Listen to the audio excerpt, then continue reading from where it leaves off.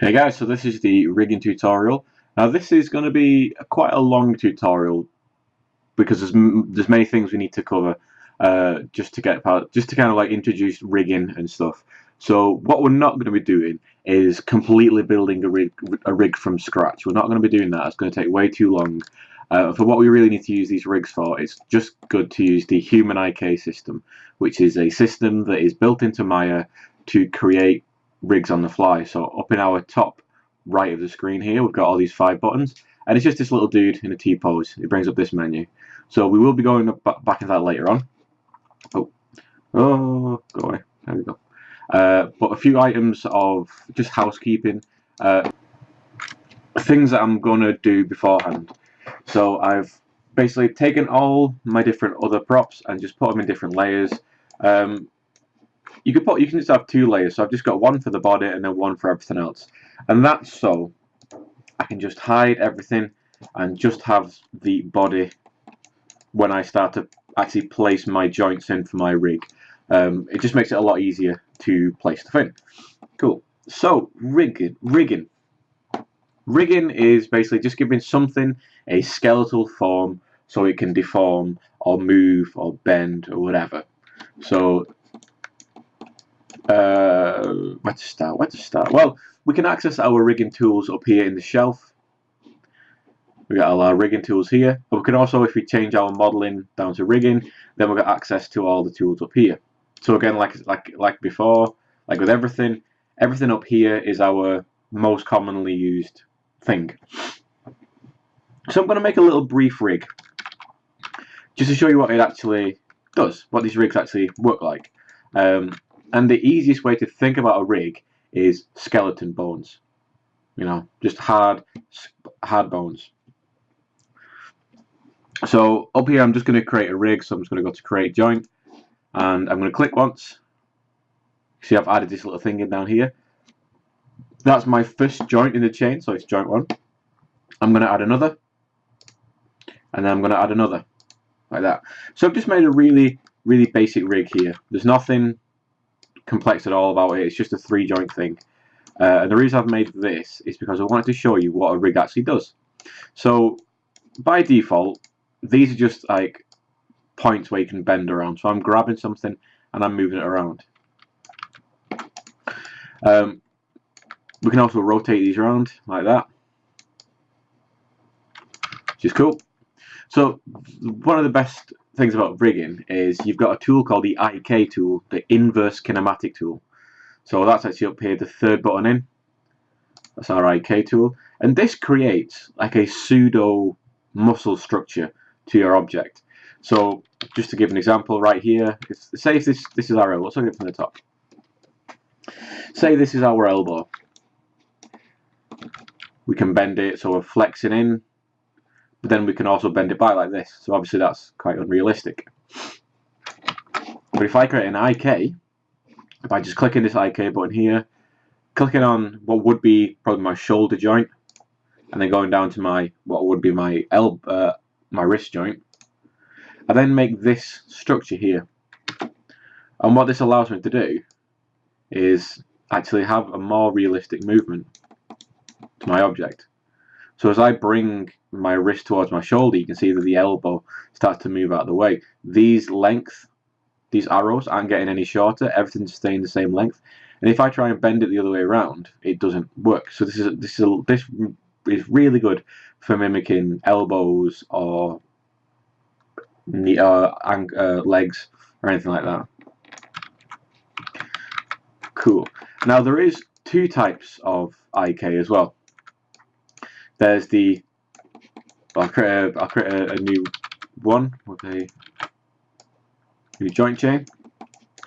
So if I double click this, we're going to get up the tool settings menu for it. So here, by default, it's set to rotate plane, which is this circle here. And the other one is called a single chain.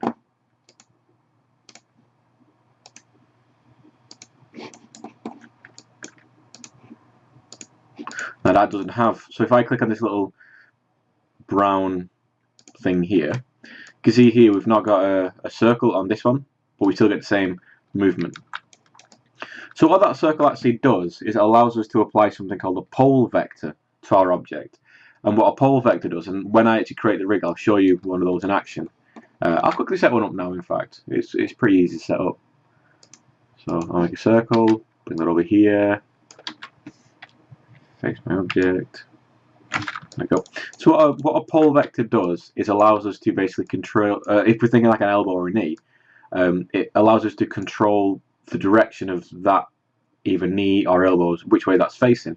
Now we can only do that by using a rotate plane solver, which is the IK with this. This guy here doesn't have one. So if this starts to bend, if this elbow starts to like bend all around, we have to basically just allow it to do its own thing. You can see there it's kind of lifting up and bending around. We can't control where that elbow's facing. We just got to trust it.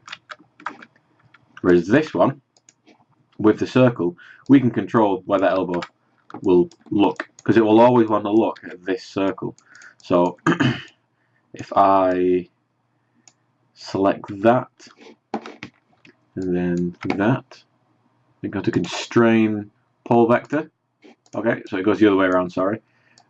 Select the shape that would be controlling the elbow, then the IK. Pole vector. There we go. So you can see this line now appears, which is connecting our IK. So if I start to bend around my elbow, you can see there now that the elbow is looking in the same general direction.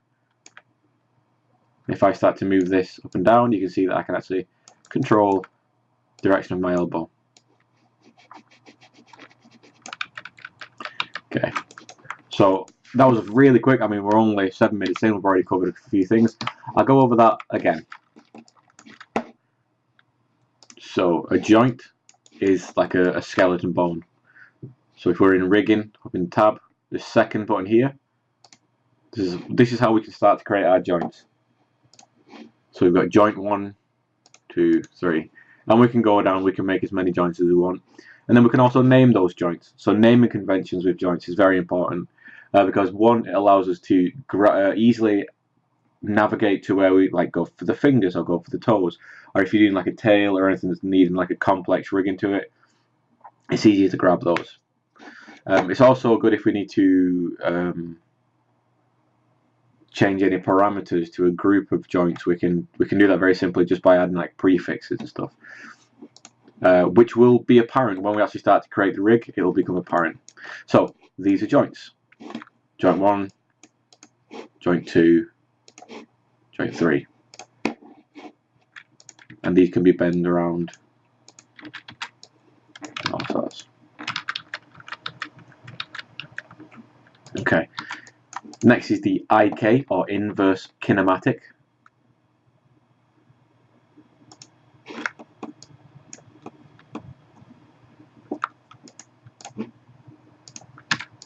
And that allows us to bend our form like an elbow or a knee or anything. Like a robot arm, if you're like a robot arm, you'd be able to have very nice motion.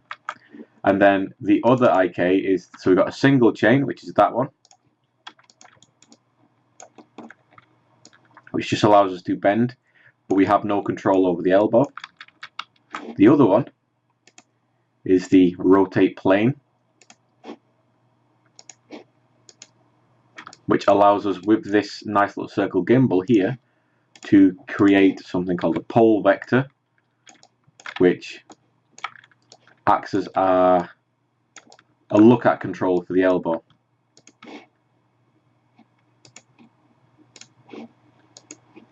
So now when we bend our elbow, we can also move it like that. It's great. Cool. Right. So I'll explain more and more of that as we go along. Some of those things I've just shown you then will be invisible when we're doing this, because it gets created with the rig that we're going to create. So a lot of that stuff we don't need to set up ourselves. Though there are videos I've made in the past. If you go onto my YouTube channel, you can find videos I've made in previous years about rigging. So First of all, I've put everything inside separate groups so that I can just have my body alone, just like that. I've completely emptied the scene of any superfluous data. I've gone through and just cleaned everything up, so nothing else in the scene will affect my work. Now, one thing to say is deleting history now becomes very, very dangerous, because the things we're going to be dealing with now rely on history to work. When you bind a rig to a mesh, basically making it one object, in fact I'll show you that. When we bind a rig to a mesh, we can't then change anything, because we lose. Oh, well, sorry, I'll start again.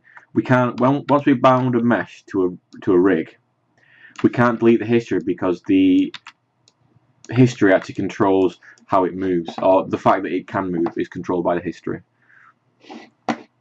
Sorry, I'm getting all tripping over my words today again. Put some dimension in there. One thing about rigs as well, or geometry, you can't bend this. It can only be a straight line. So I put those divisions in there then,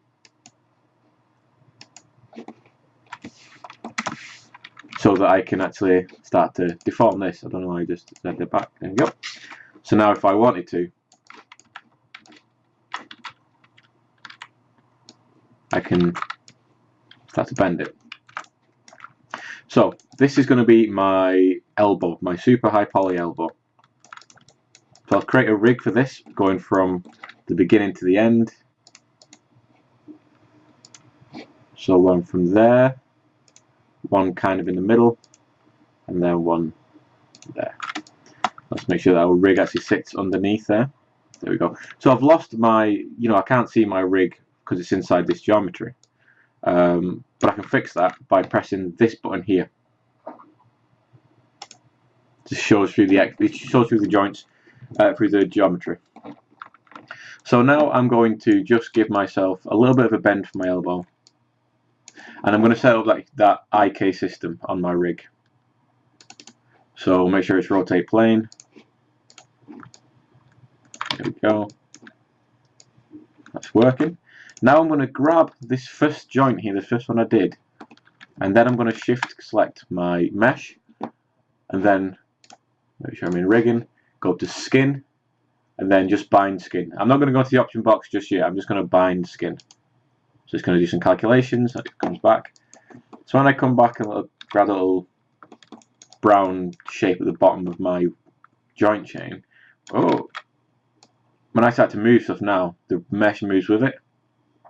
Now it's not perfect, but you can see what's actually happening.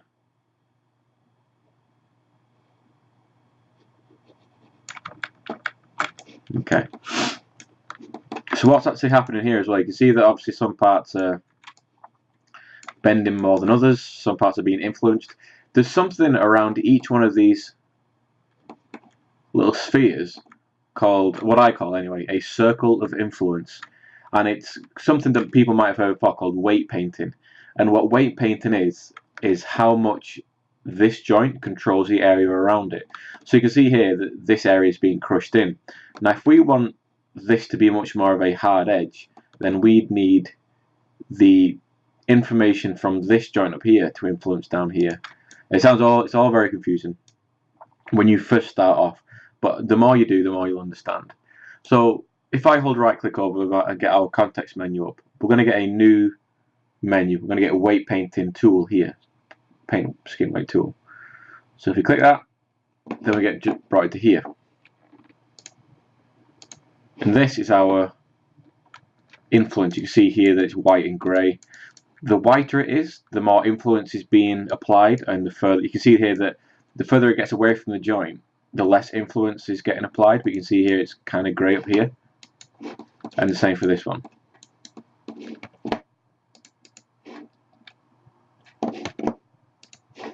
So if I actually want to take off some influence up here so it's a lot more how it should look, I can actually either paint in or paint away influence. So right here I'm painting in influence. You see I'm going white, so it's just going to be applying like that. But if I turn, so in this menu here, if I turn this value to 0, I can actually start painting away influence like that. I can actually come down here and just kind of. Now it's not as, it doesn't have to be as black or white as this. You can change your value to something, or even change the opacity, which is how much you apply per stroke. So if I change my opacity down to something quite small, I can feather a lot of this influence in. And just trying to just nudge it in places. If I'm trying to get like more of a right angle, or of a crease here. One thing I can do as well is if I hold shift, I can also smooth.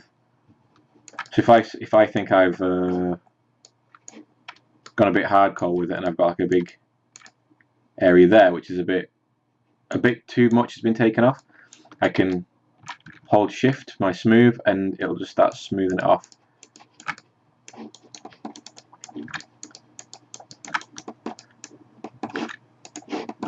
And then the same back here, I can start taking this away.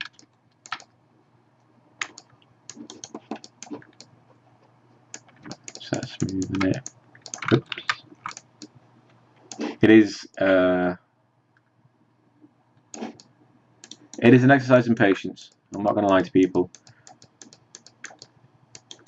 And it's got to be, you've got to be subtle with a lot of stuff. You kind of got to be a bit patient and a bit subtle. And it's tedious. It does take a while to do weight painting when you need to do a lot of it. But generally, weight painting can be especially with characters, can be a very quick process because there might not be a lot you actually need to do.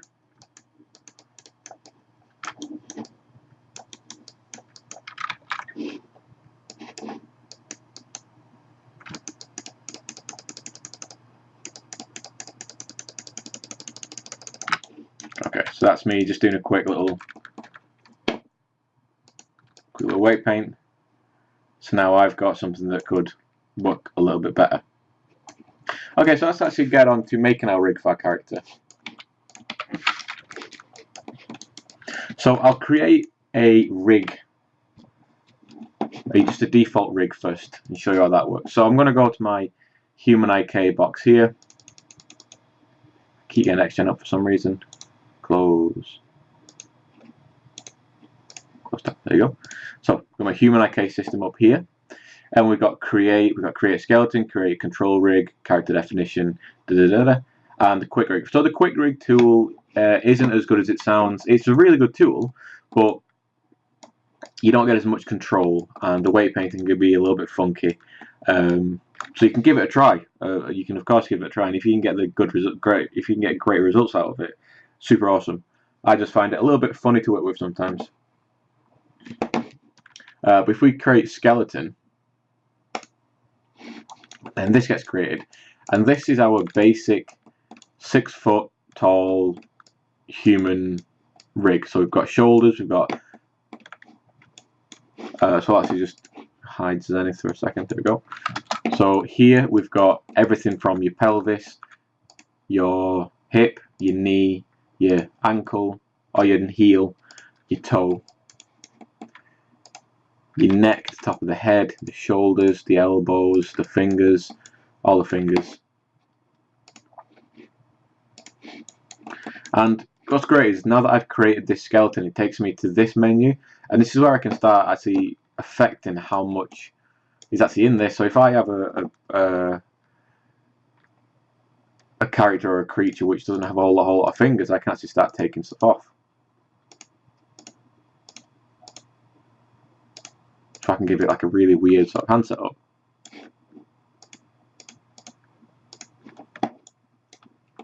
Same with the toes, I can give them individual toes. So as you can see, what's happened is everything is mirrored on the other side. So it's not like we have to do different setups for each side.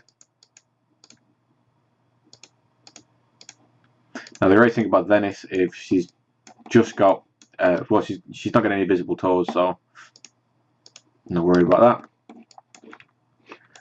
that. There's lots of different tools in here to mess with. So what I'm going to do is use the character scale and start scaling down this character so it can. So we need to get it as close as we can get it. So I'm going to go, seeing as at 1, it looks like it's. Go to 0.5 first. Okay, so now we go. Maybe let's go for 0.7. Oh,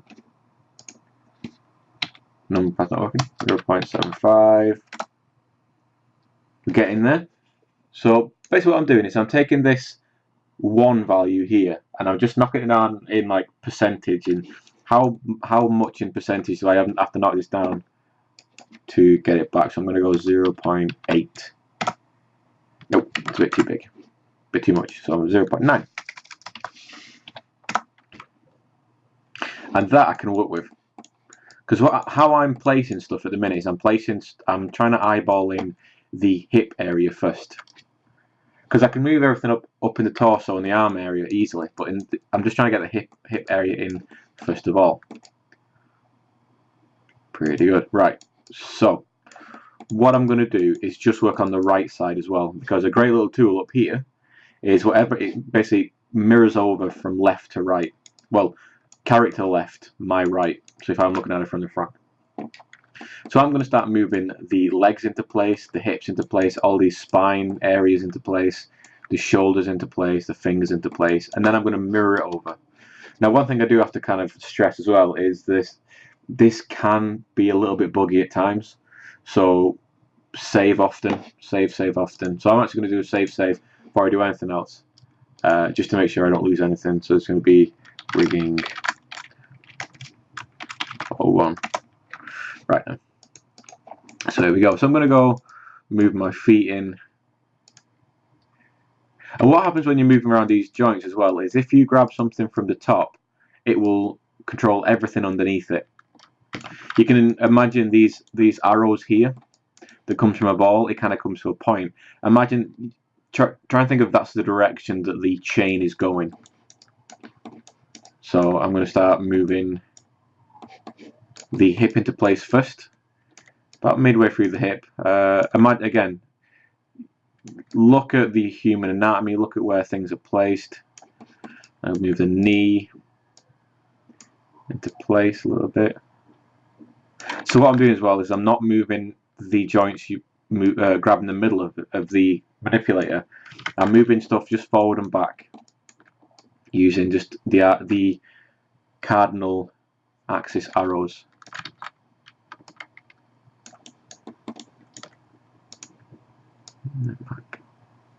So that's my ankle, so I'm going to have to just find a nice ankle position for that. And then my toe. There you go. So from the front now, we just have to move it into place. So about there. Yep. Nice straight line. I'm trying to keep it as unbent like that as possible. I'm trying to keep it as straight as possible. Now our arms are going to be put in a T-pose, unfortunately. Well, not unfortunately. That's just how we built it. Our arms are going to have to go in an A-pose, not a T-pose, sorry. Okay. So I'll show you what that mirroring left to right does now. So I click this button here, mirror left to right. There you go. So now both my legs are in the same position, which is great.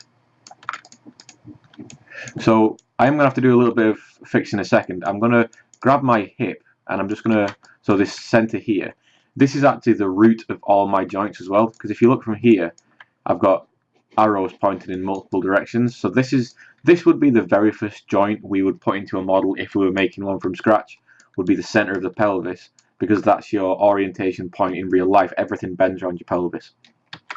So let's move this back a little bit. Just middle of the elbow, there you go.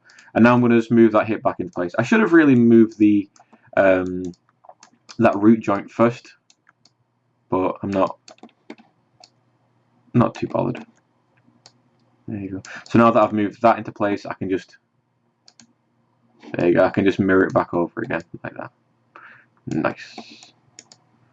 Now the back I'm going to leave as it is. Generally, we have got our character built with a slight curve in her back, and we can put a very slight one in there, I guess. But generally, you don't want to have too much of a bend to characters' backs, because then when you try to bend that character forward, then the motion of those joints moving will be very, very weird, very, very strange. So this one is going to be like your belly button area. This one's going to be your thorax, or where your not your thorax, sorry, your solar plexus, which is the middle of your rib cage there, just where your rib cage ends. And then this one here, I tend to put in like your clavicle area, or the center of your clavicle area. So I'm going to move that up a little bit, so it's like in the middle of the shoulders almost. Cool. So from there, I'm going to grab these, and this is going to be, this joint that I've grabbed here is going to be my clavicle. The point, so if you feel your neck, you feel these two bones coming in from your shoulders to just in front of your neck. I'm going to move these joints to just in front of the middle of your neck. So if you look at let's actually grab some anatomical studies, because we're laying in something which is meant to be bones. It's good to get a reference of what we're doing. So if we find, okay, that's actually a really good one. So whoops. So what we're doing here is we're laying in this joint I've got selected here is going to be this bone here, just in front of your neck, and it's going to go all the way to here. So when we rotate our shoulders, this acts as almost like the rotation point for our clavicles. When we lift our shoulders, things are a lot more realistic when we lift them up. So this is going to be brought forward, oops, a little bit, not too much. So I'll go from the front to do this. I'll lay this, get my clavicle point about there, and then from the side, oop, can't really see that much. Move it back a little bit. Yeah. So now this joint here I've got is going to be my shoulder, so I can move that into the center of my shoulder. And again, I'm looking at my reference here, and I'm looking where the actual rotation point of the shoulder is. And it's not necessarily in the very center of the shoulder, it's slightly up towards the top. So I've kind of got to get an idea about where to place that. So about there. Now, I'm not going to grab these and just move them down like that. I'm going to rotate these into place. So I'm going to rotate it around like that.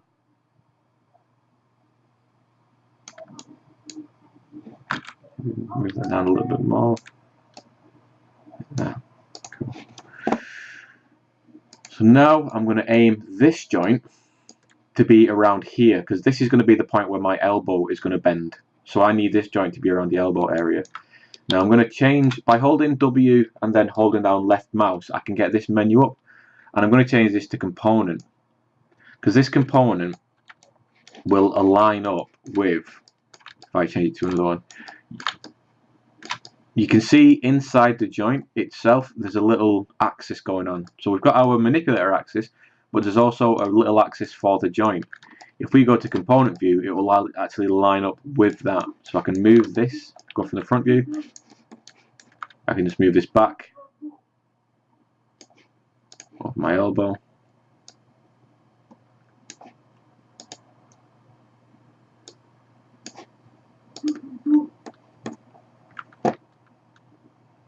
I don't know what that noise is outside. Someone's having a fight or something. I don't know. So then this joint is going to be my wrist. So I'm going to move this back to about the middle of my wrist, like that. So I'm just going on the side view as well for now. I'm just going on the front view, sorry, not the side view.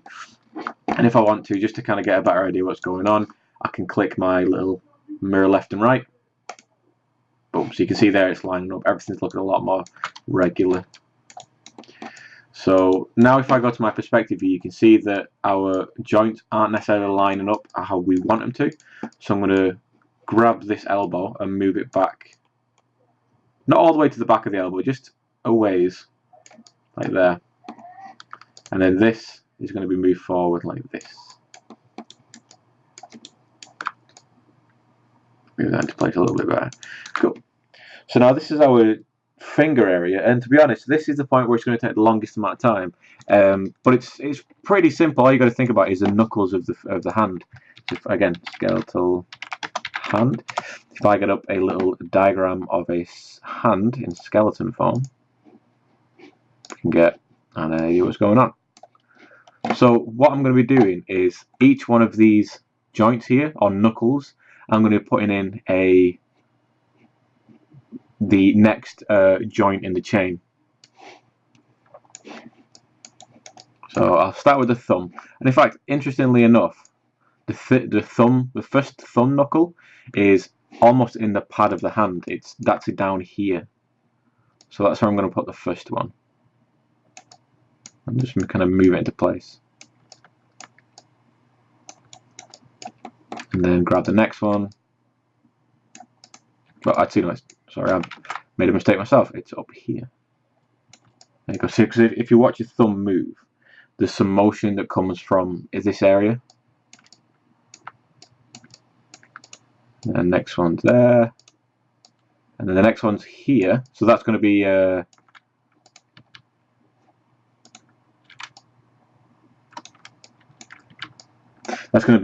right at the knuckle, with like the main knuckle of the thumb. And then this last one goes at the very end of the finger, like that. Let's try and straighten these out a little bit. Like that. And then from the side, let's get these working a bit nicer, like that. Okay.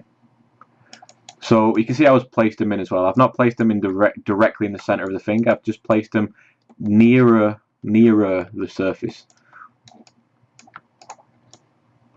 So with the thumb, I mean, with the rest of the fingers, we can do something a bit quicker.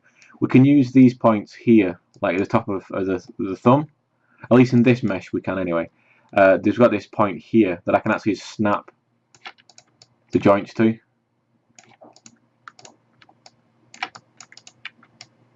Like that. Because that's going to be the beginning point anyway. And then I can snap the next one to what would be the next bending area of the thumb. Or the finger, should I say, not the thumb. And then again, doing the next one to the next. So this is why it's important to build in these points where you're going to bend the fingers of the thumb. Actually build them into the mesh itself. So that one I need to move.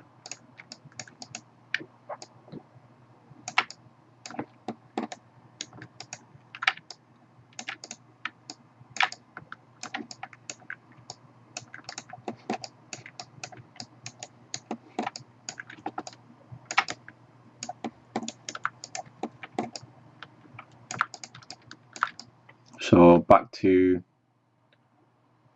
object or component, whatever works best, and just start moving. Just get these into a better position.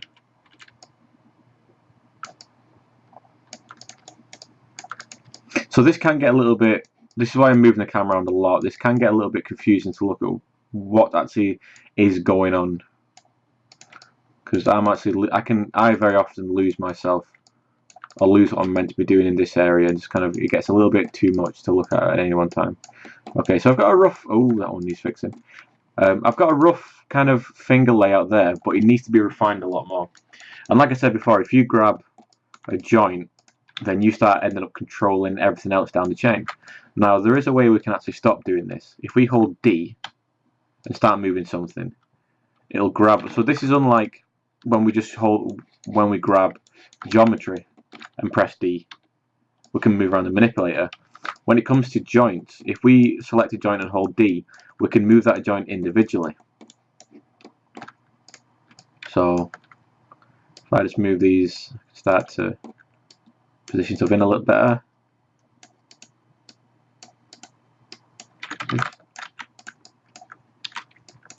So this one has got, so this joint here that I'm looking at has got a long way to go. It's like this area here is a bit too long.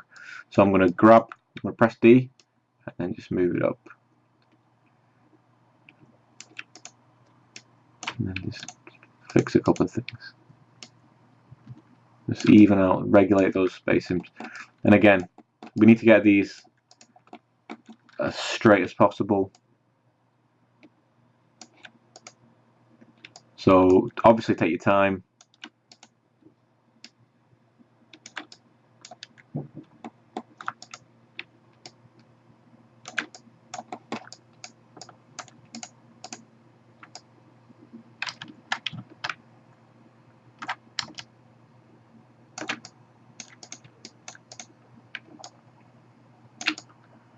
So like I said before, this is going to take the longest to do in the rig just because it's a pain.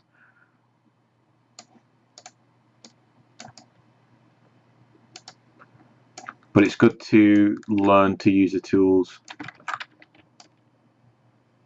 And you're definitely going to really learn how to use them when you're doing hands.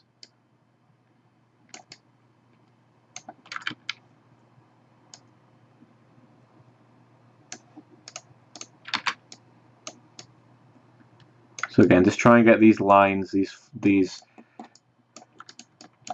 joint chains as straight as possible.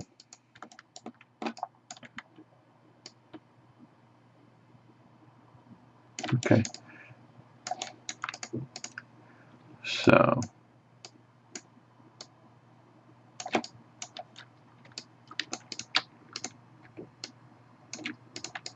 I'll move these knuckles just underneath the skin as well.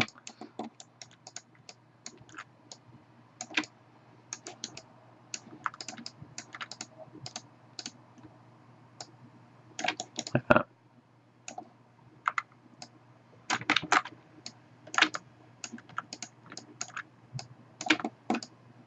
Cool. Now, again, one thing to stress is we're not looking for absolutely perfect animation ready rig in here. We're looking for something we can do a basic pose with. We're not going to do any facial rigging or anything like that. It's a basic pose. All we need to do is be able to move stuff. So if anything doesn't work like we perfectly want it to, we can easily go in there and just tweak it just for the sake of the pose. So now it's going to go for the ups. Oh yeah, let's mirror over what we've just done for the hand. Like that, and then let's do a save because we've not done it in a little bit. Like that. There we go. Now this one is going to be the base of the neck and then top of it. So this very last one here is going to be the top of the head, and this one is going to be the point of where the neck is going to be actually bending. So I'm going to say somewhere around there, and this one's just going to go to the top of the head, like that one. So remember, this joint here is going to be the one where it's going to be like looking up and down, and also a bit of forward and back motion. Okay, so I'm actually going to do a save here because I'm going to test on how that actually is working. Okay, so everything looks pretty good. I'm just going to hide the geometry like that. So this is our, alright, that's our, oh, that's meant to be in somewhere. I'll just stick it there for now. There we go. I had a bit of rogue geometry then. So this is our rig.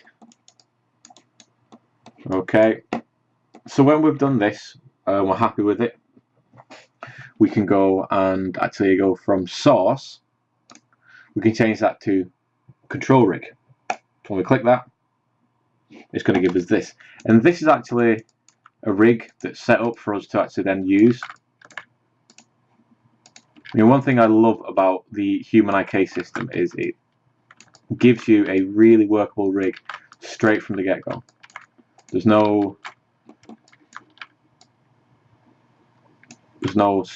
a whole lot of stress with stuff. You can see that the spine has got a really nice curvy bend to it.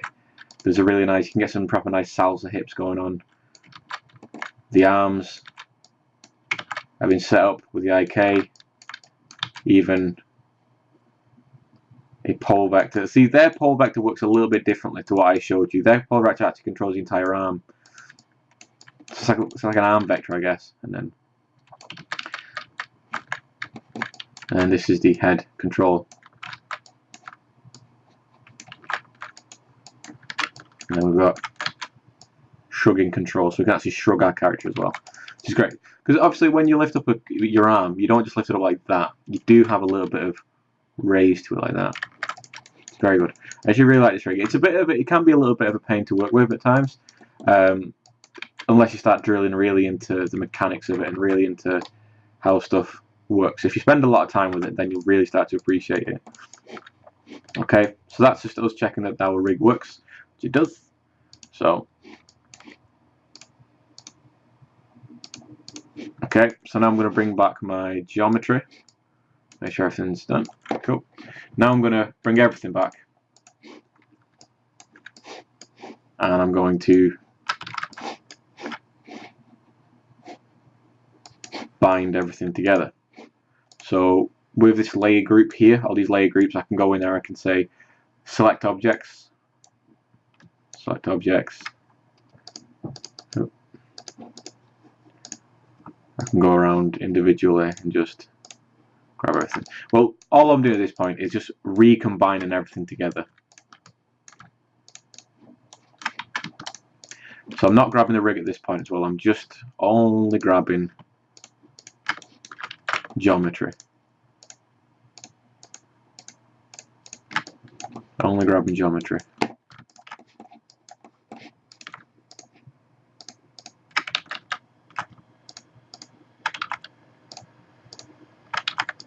You will sometimes grab the rig underneath sometimes by accident.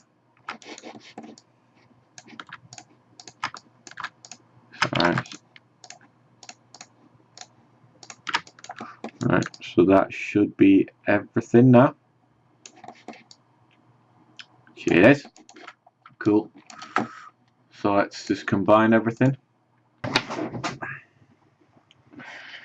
So in regular Dave video fashion, Maya just had a crash on us. So I've just reopened up and combined all the objects together. So we've got our mesh all together and our rig separate, which is awesome. Right, so now it's time to bind. Now there's a little bit of stuff to go through before we do anything else. Well, first things first is fixing this rig. I've actually positioned this in the wrong place, I've realised. This one here, this joint is the neck position neck. So this needs to go into where you're actually going to be rotating your neck from. And this is, this one is the head. So this is going to be like partway through the head. I'm just going to put it about there. So let's position this a bit better. There we go. Okay, so now we're going to bind. So as I showed you before with the little cylinder, binding is taking this skeleton and basically wrapping the mesh around it so it moves. What's going to happen is we're going to have to go into our menu and set it up a little bit, into our binding menu and set it up a little bit so that we can get the best possible outcome from the beginning to do less work later on. Now, quite often you're going to have to save a lot during this because there's a few processes in this that can crash Maya or just can mess up the entire scene, or things can go wrong. Just keep saving often, and if anything goes wrong, just revert back to that save before. But the process I'm going through now is that I've used to do characters before, and it's worked pretty good for me. A few errors along the way, but more often than not, it's done a pretty good job for me. So I'm going to select my rig. So just by clicking that center hip there, and then clicking my mesh, and then I'm going to go up to make sure that I'm rigging here, go up to skin, and then bind skin. I'm going to open the option box. I'm going to set this back to default, and then go through this. So bind to joint hierarchy, that's what we're going to do. So binding the mesh to the joints we've created. Binding method, Closest distances, all these faces and vertex. The closest one to that joint will get bound to that one. Closest in hierarchy is kind of a combination of the joints and the mesh. Heat map is an old, I've never actually used a heat map, and I've never actually seen it being used, so I can't actually say what it's there for, but it's something that Maya put in a few years ago for rigging. And geodesic voxel is, well, voxel is Minecraft. Voxel is one of these squares, and a square will take up an X amount of unit space within a certain whatever. In this case, what it's going to do is it's going to fill the entire model up with squares to calculate where influence should be cast and where influence shouldn't be cast. So we're going to do that one. It's the newest one as well. It's the newest, and apparently it's the best. These skinning methods, I've always used classic linear. I've had bad results with dual quaternion and weighted blended.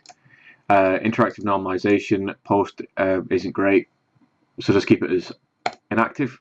Interactive, should I say. Weight distribution distance, just keep that as that. Turn off maintain max influences. We don't want that turned on.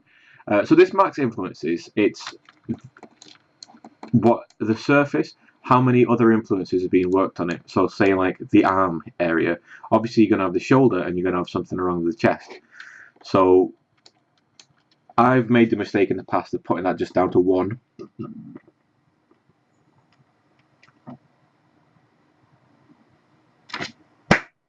I've made the mistake of just putting that down to 1, and then that's caused me kind of issues later on. So just put that down to 3 or 4, somewhere along there.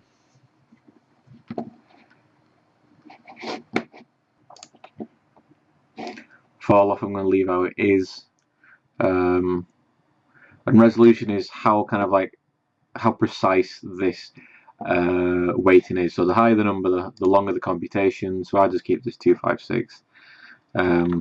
So yeah, that is how I'm going to set it up, and I'm going to click bind skin. So then we'll get a little calculation, and then it should be done. Oh, just in that menu then you had also colorize skeleton. Colorize skeleton just literally, when you've bound something, it colorizes the rig to kind of indicate how far down the joint chain something is. You can turn it on, keep it on, whatever you want. Cool. So now, so you can see how things are working.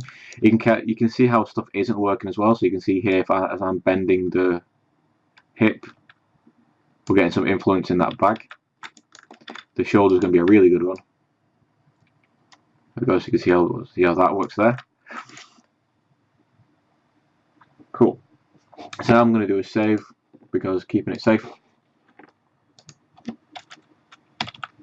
It's going to be 6 for me. There we go. Right, so now it's time to just switch to our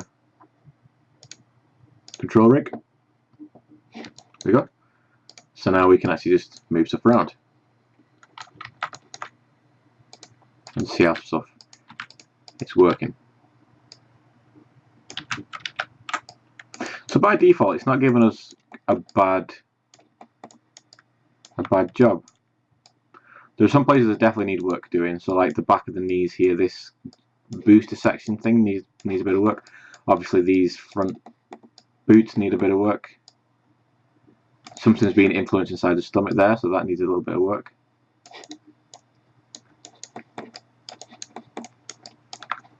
Check out them arms. Yeah, so them arms need a little bit of work. So the wrist. Fingers looking okay. Fingers looking okay.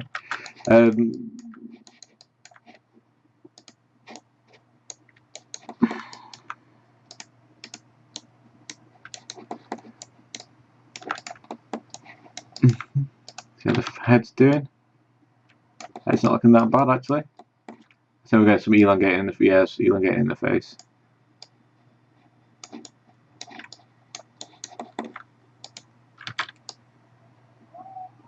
Some work on the chest there. So all in all, not a whole lot of work to do. Okay, so now it's time to actually go in and paint some weights, and that is basically telling areas of the geometry, like say underneath the arm here, telling this area here that you don't actually have any influence over here, or you shouldn't be being influenced or anything over here. Now, I'll work on this arm like this, so I can paint out this area here. What's going to happen is, so over my object, I'm just going to go to paint skin tool, and then we're going to get this. So this is all our weight painting information. Over on the left here is our big menu, so all these here are the different joints in the body.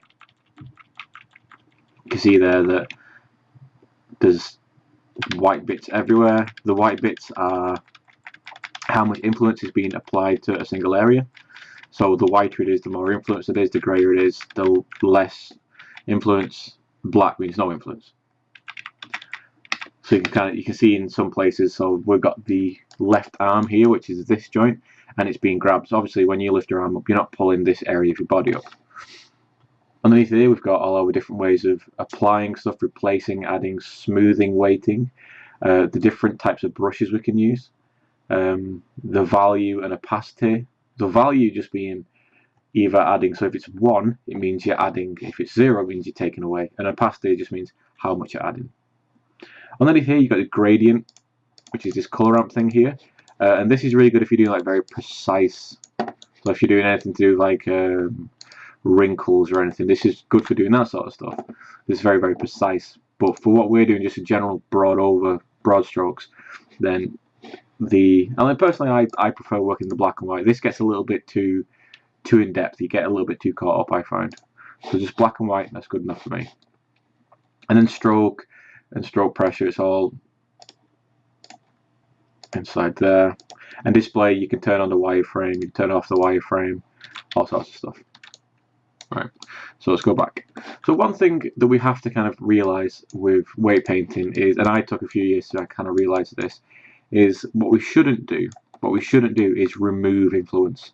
So if I don't want this area here, the front of the stomach, being influenced, I shouldn't go in there and paint that influence out. I shouldn't delete influence. So say for the arm's going to be a better example. This arm here is pulling this influence here. Now what I'm going to find is if I go to the chest, I'm going to find that there's going to be no influence in that area. So we have a spine there. So spine 2 is up here, and it's meant to be controlling all this top part of the body, but you can see underneath here it's not actually controlling anything, it's not influencing anything. So I'm going to have to change that. I'm just going to turn off joints and turn off HumanIK handles. There we go, so we've just got the rig, just got the geometry. So I'm going to have to go in there and start adding influence to get that back. So take it away, because as soon as I start adding influence in there, it's going to start taking it away from the influence from the arm, so replacing it. So this is where I come over here.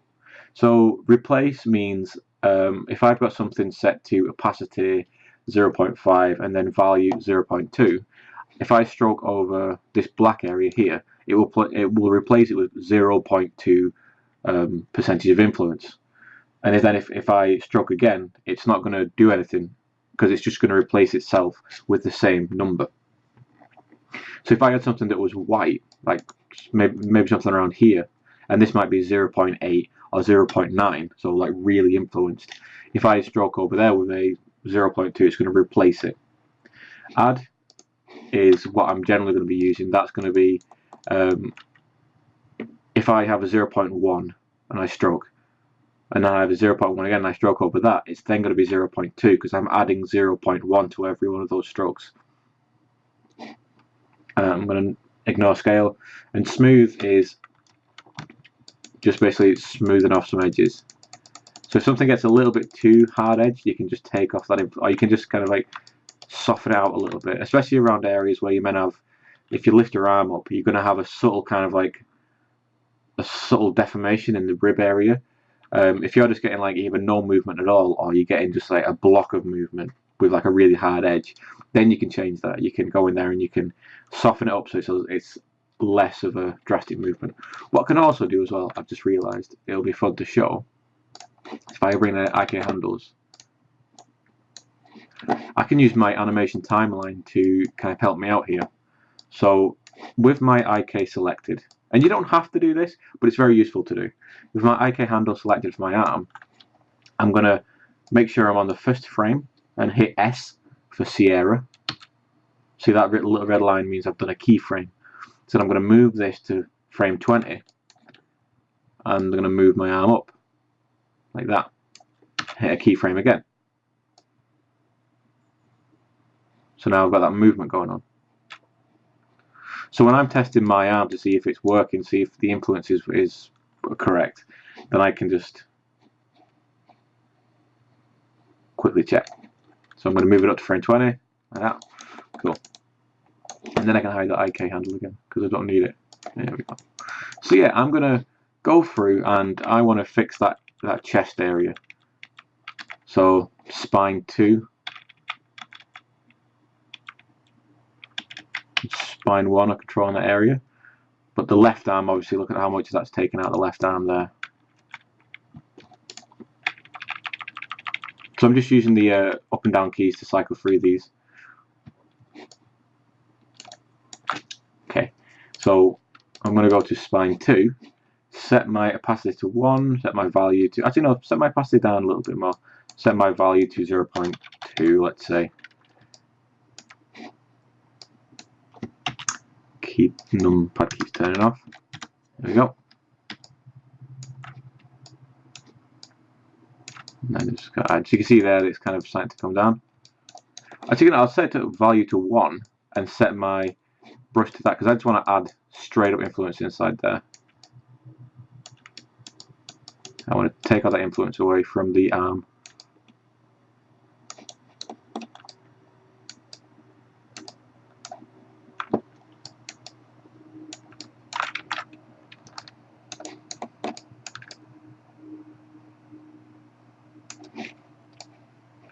See there, so that's looking a little bit nicer.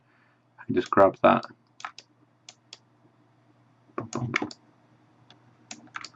Oh, like that.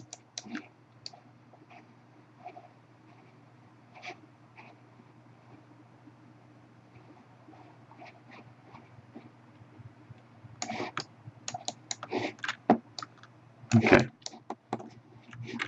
And then these areas I'm just going to feather off a little bit just so it's not as grass. Not as, actually no, I won't do that. I'll leave it as it is for now. Go to the left shoulder. Let's go to spine 1. And just feather that out a little bit. So that in spine 1, I'm just, you can see here all these black areas here is when I've gone in with that hard brush. So I'm just gonna just smooth in a little bit.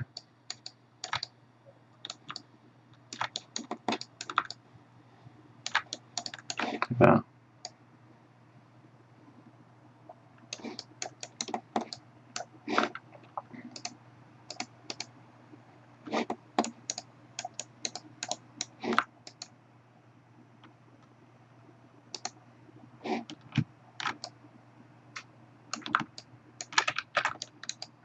Okay.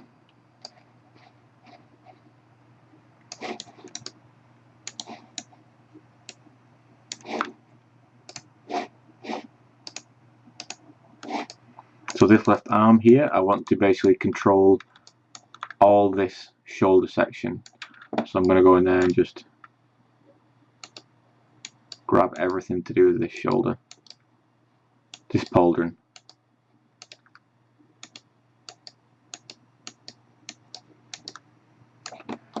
I'm not going to attack the cable though. I want that to have a sort of smooth motion to it, or smoother motion to it.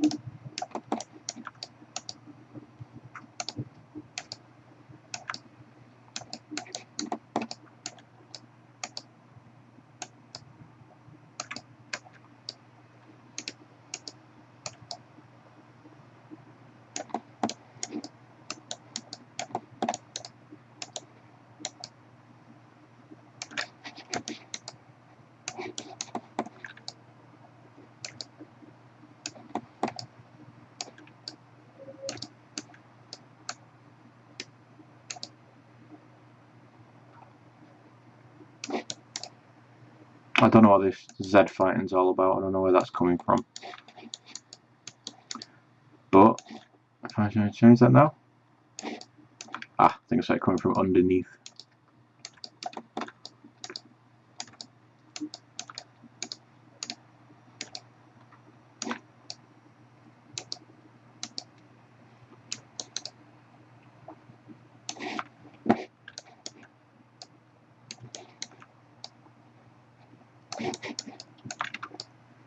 A little bit of something there.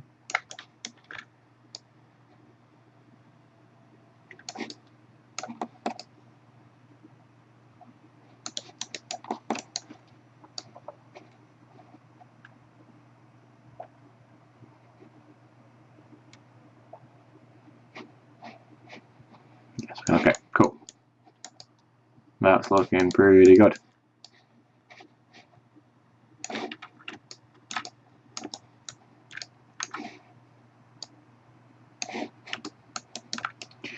So just going through, I'm noticing a couple of things.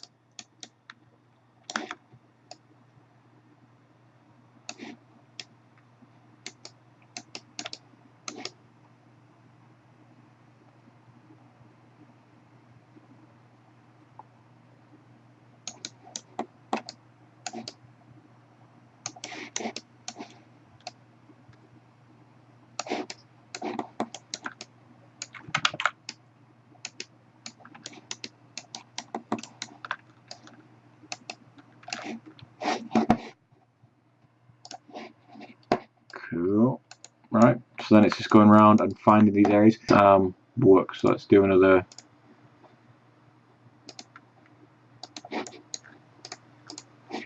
Let's delete.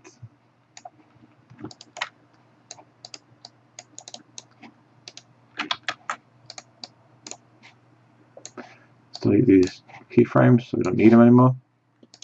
See how this works.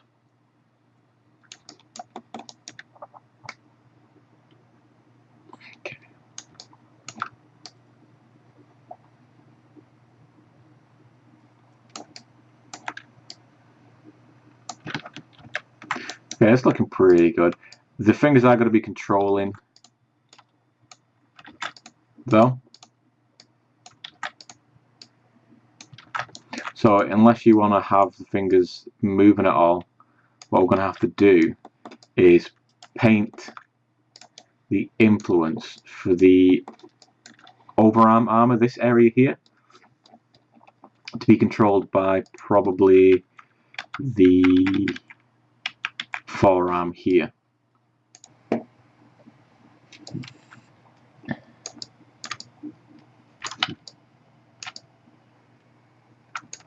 So I'm just going to paint this entire wrist guard white, as it's being controlled by the forearm and not the hand itself. So I want to take the influence away from the hand by painting complete influence for the forearm.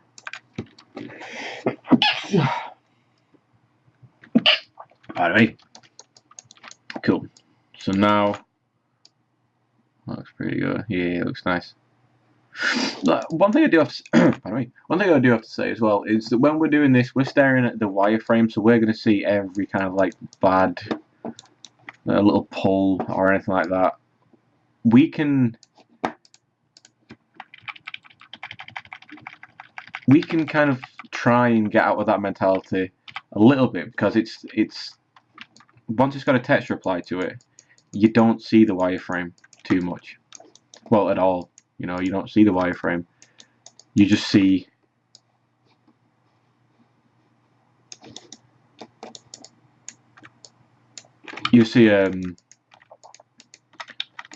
oops, sorry, I'm just trying to fix stuff.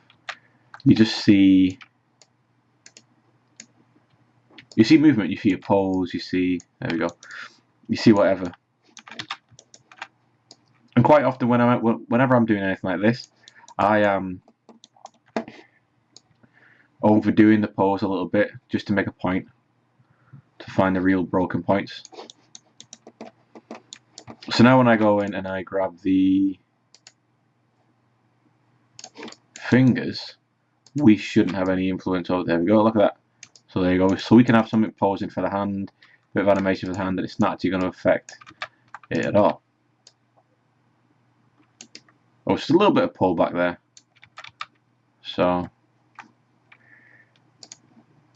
just got to go back in, paint that section again, and just make sure I'm grabbing that one section. See, one thing about weight paint as well is when I click on a surface, it'll only paint that one surface. So there you can kind of see there's that grey spot back there. I'm going to click first on this upper white area here and just drag onto the, be a bit careful about it. If you don't explicitly drag it onto a surface, so if I just click and then drag directly onto the hand, it starts to paint the hand.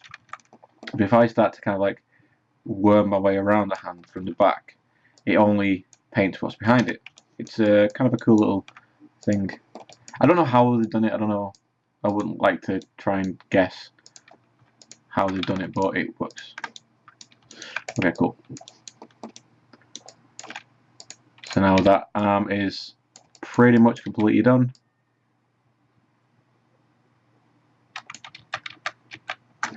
So let's do the leg area here. So let's raise that left leg. You can see there that we're getting a bit of issue. It's compressing in on itself like that. So I'm going to bring it out front. See, we're losing a lot of form in the leg. When she stood up, she's got a nice strong profile to the leg, and as soon as I start to bend it, it starts to get a little bit weak.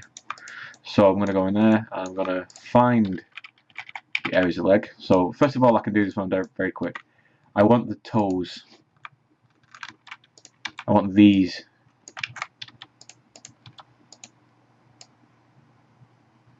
to control the boot, I guess you'd call it. So I'm just going to bend the toe a little bit, and then start painting. Start painting the influence into the area that I want to have all control over it. Because what I think is going to be quite a nice motion is if she's walking forward, this is going to move away from her leg.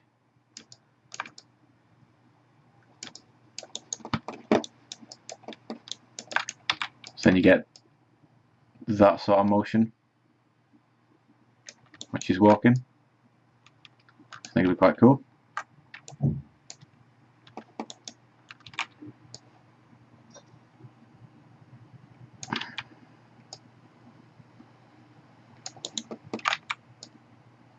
Okay. So now let's go back in and let's do a save, because this is going really well at the minute and it's going too well, I'd say. So I'm just going to do a save. There we go. Save. Oops. So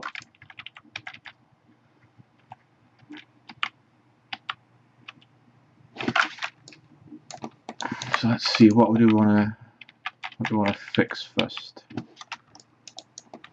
Well, I'm going to fix this piece of armor on the back of the leg. I can see here that it's being influenced by something up here, something in the upper thigh. You can see there it's having a bit of influence and making it kind of crushing. I want to take away that influence by painting the influence 100% in to what it should be controlled by, because it's being controlled by this area here of the leg. So I'm going to go in there and I'm going to paint that influence back. What I can do is just reset that stance and then paint that back in, because I can get a clearer view about that. Let's go around, paint, paint, paint, paint, paint, paint, paint, paint. A little bit, a little bit. It's hard surface, so it needs to be pretty much all white.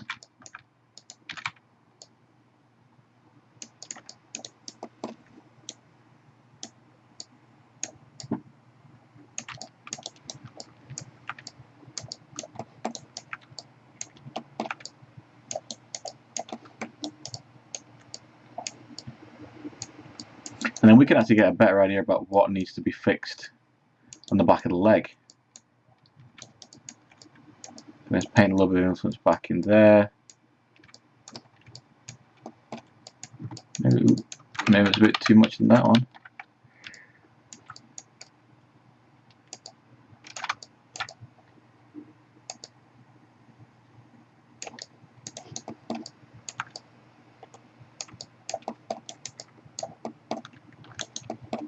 Oh, so I can see here that some things need to be painted out there. Fix that.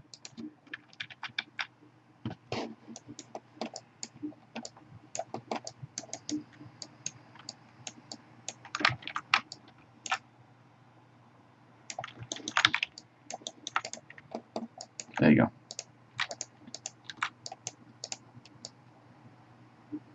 Now you might be thinking, Dave, that's obviously merging. Ooh, well, I can fix that straight away. What's that? So that needs to be fixed. You can see there. So you might be thinking to yourself, when I'm bending legs, thinking, Dave, that's like too much is happening to the back of the leg there. You know, we're getting all this area crushing in here. And again, I'm overdoing the pose. So having to find out what's not being influenced here. See, so overdoing the pose. It's that bit there. But when we're posing this, it's only going to be kind of like a very natural sort of, maybe an action pose or something like that. We're not going to be doing like full, well, you can if you want, but we don't need to do like a full run cycle sort of pose. So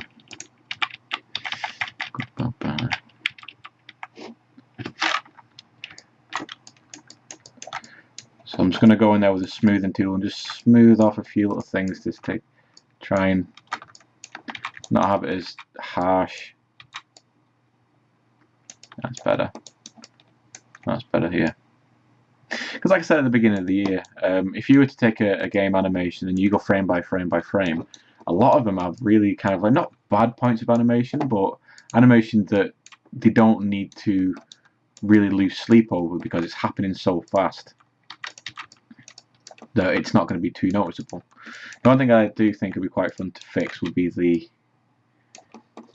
bags here, to make sure they're working properly. So let's go to edge fold, and they're going to be controlled by the waist, the hips. So I'm going to grab the hips and I'm going to just paint these white again, just paint that white straight back into these. Again, I've not removed any influence. Well, I have removed the influence. I've only removed it by painting influence over the top. So these were being influenced by the leg down here, so they were being dragged down. You can see here some of the influences just a very mid-grey, so it's kind of getting influenced, kinda. But I want that to only be influenced by the hips. So I'm just going and just paint all these nice and white.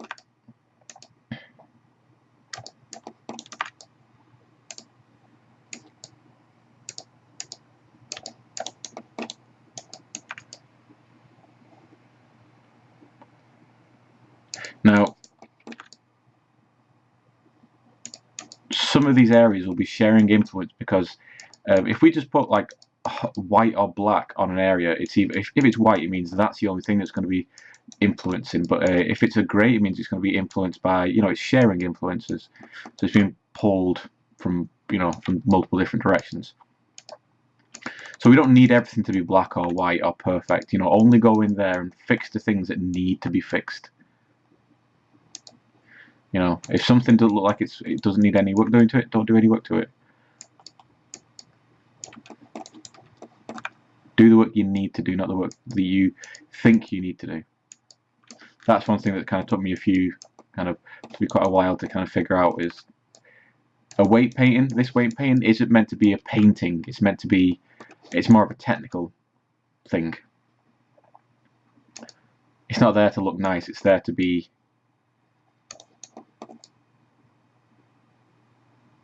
what's the word I'm looking for? It's there to be functional, not aesthetic. Because weight painting can look really god awful if you just had the weight painting. But as long as it works, that's all we should be worried about.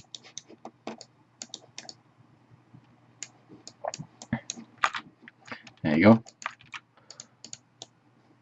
Oops. then when I move the hips, the props on the bag and stuff stay nice and rigid. In fact, we could probably do the holster as well. The holster is going to be, so I'll not do the left leg as well, but I'll see if the halter probably needs doing. So I'll go in there and find, because it's going to be the right upper leg. It looks pretty much okay. A little bit. Oh, there's a little bit. There's a little bit, but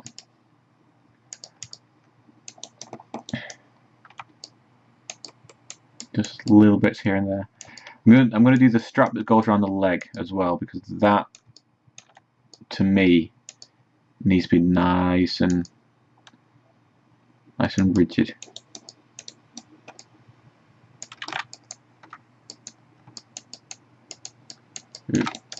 So I've got a few things around the belt there I need to fix.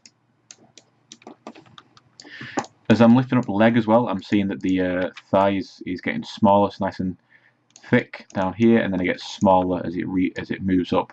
So I'd have to do something like that.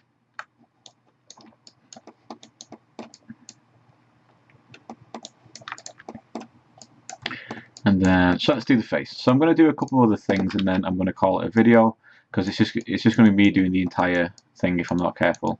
So I'm moving around. So and everything is done the exact same way. So the left arm is done the exact same way I've done the right arm. Or should I say the right arm would be done the exact same way I've done the left arm. Going in there, you can see here that something's being pulled here. So you go in there, find what is meant to be being influenced there, and then paint it back in. Here we go. And then find the arm. There we go. So that's the right arm. So then you just like I've done before, you go in there, you paint all that shoulder pauldron in there. You don't need to set a pose for that one. You can just go in there and paint all that section in, because it's just meant to be white, because it's going to be controlled by the right arm, which is this length here. Paint it all in. Again, notice I've not removed any influence from anything. The only way I've removed the influence is by just painting over it on another area. So what was I doing? I was going to do the face. Right, I'm going to do the face. So let's do the face. It's going to be the top of the chain. So let's go smooth. Here.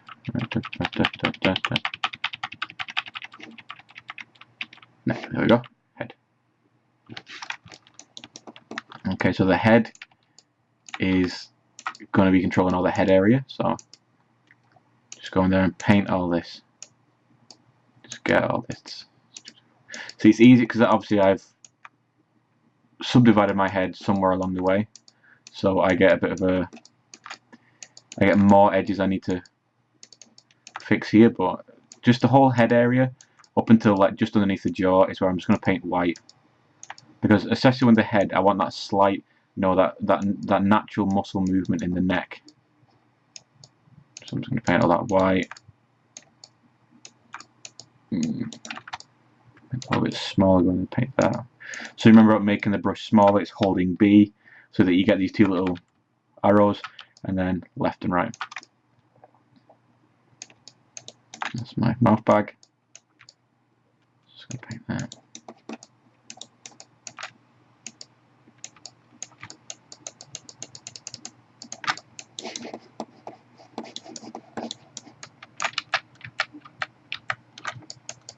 I'm just going to use a smoothing tool just to, so I'm holding shift and I'm just smoothing it out a little bit.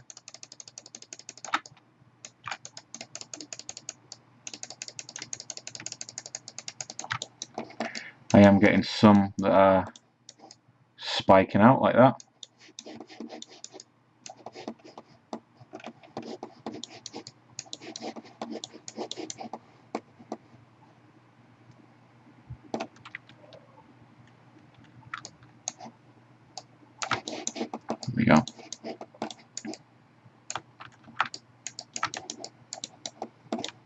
So these spikes are an issue that I come across sometimes. It might be the way I do things, but every so often I get these spikes, and I've read somewhere it's something to do with the calculation of influence on certain areas. Just doesn't like it for some reason.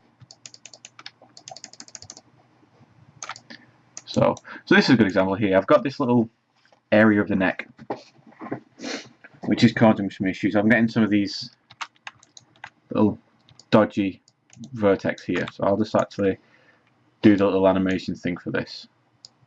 So let's see, take the animation off this arm. There we go.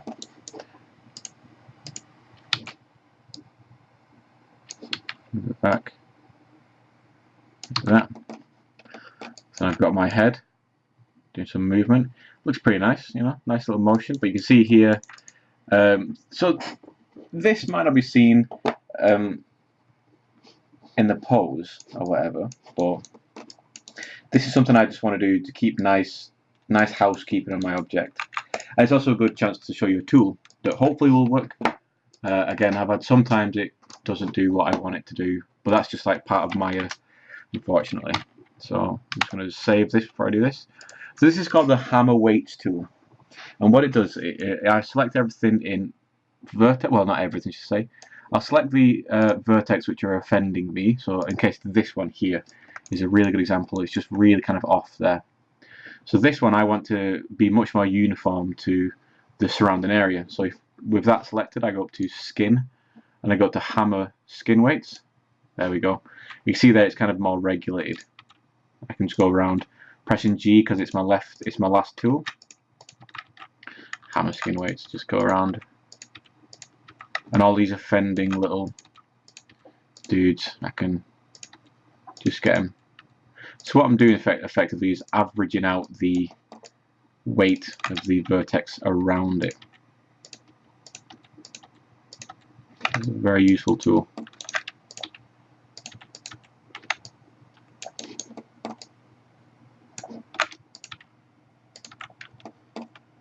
You can see there something's not been painted, so that's probably going to be something to do with my mouth bag.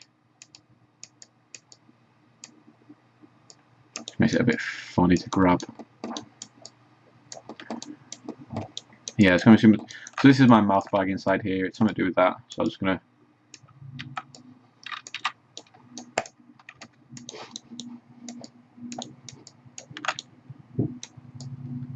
paint the information back. Oops.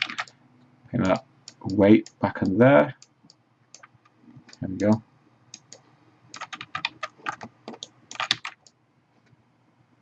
So a couple of hammer weights need doing there.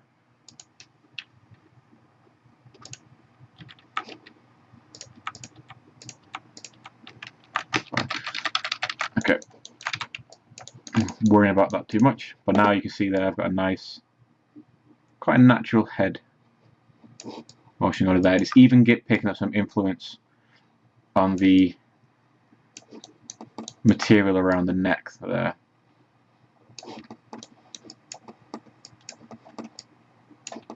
So that's basically all I need to show you.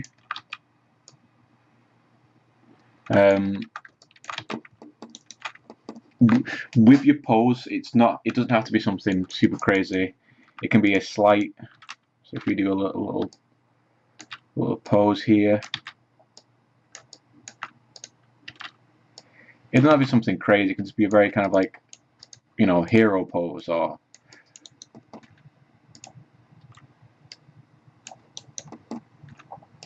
something a little bit.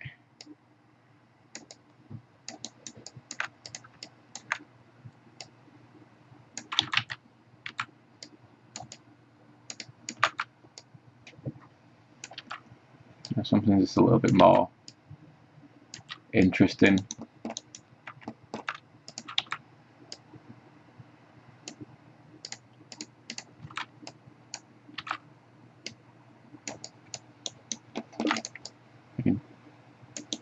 Something just like that.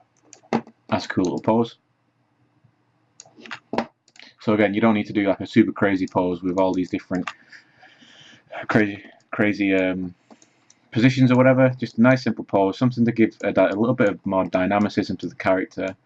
And then in this position, what I would do normally is, if I see anything that's going to be of, you know, something's really sticking out that needs fixing. So in this case, I've not done the other shin thing, so I'd have to go in and do that. So anything that's really kind of sticking out that needs fixing, you can go in there and fix it, and then you don't have to worry about anything else. You can just, so here, this is gonna need fixing. The back of the bag area there, so fix like that. And I'm seeing a little bit of jimmy jams around the back area there, so I can go in there and maybe smooth that out a little bit. Oh, not that. Maybe smooth that out a little bit.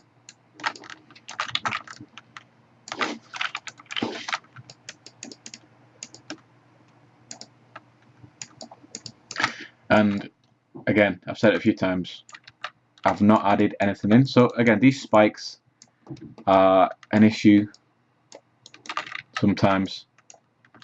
So yeah, you have to fix a chest in there, so that will absolutely need to be fixed. So that is going to be the spine 2 probably.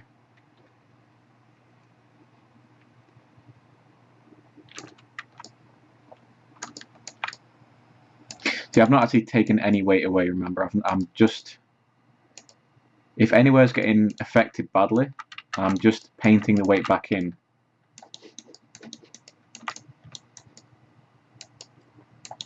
Because what's happening there is these areas that are getting like all really gnarled up or are getting compressed or anything like that, are getting stretched, they're being influenced by something that isn't meant to be influencing it. So we've just got to paint over that influence with what should be painted over it.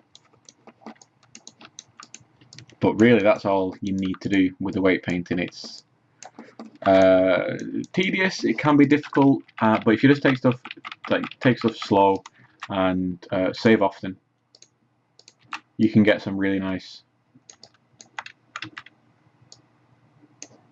rigs working quite quickly as well. Because it's even, you know, having a character in T-pose is all nice and good, but if you can get a character in a little bit of an action pose, even if it's kind of, you know, the iconic sword on shoulder sort of pose, it's going to make you look even better to employees.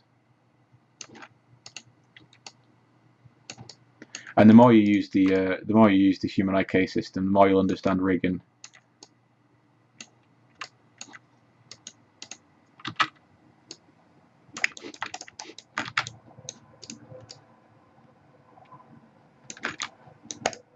So yeah. So that's it, pretty much. Step by step, it's just a step-by-step process. Make sure that your rig is fully modeled first. Make sure that it's all combined first. Well, make sure that you can use just like the base mannequin body section to lay in the initial rig. Before you bind it, make sure you bring everything back and then combine it, then bind everything. And then go in there piece by piece and then just paint the influence in that needs to be painted in.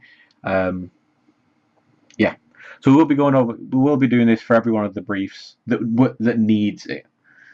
Some briefs don't need it, even though it might be in the handbook. It's just kind of like it's something that's been put in there because, for whatever reason.